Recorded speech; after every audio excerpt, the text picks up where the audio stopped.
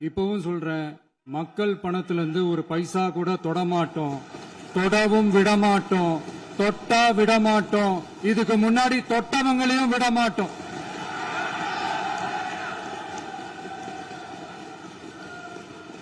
ஒவ்வொரு ஊழலா வெளியில வரும் போலயே ஒவ்வொரு வேஷமா கலைஞ்சிரும் போலயே இங்க இருக்கிற நிறைய பேரு நடுங்கி போய் இதுல நம்ம மேல அவதூறு வேற. இப்ப புதுசா ஒரு வெப்பன் ஒண்ணு கொண்டு வந்திருக்காங்க. அது என்ன தெரியுமா? அவங்க தயவால தான் நம்ம ஆட்சி நடக்குதாம். மக்கள் தயவால இந்த ஆட்சி நடந்துகிட்டு இருக்கு.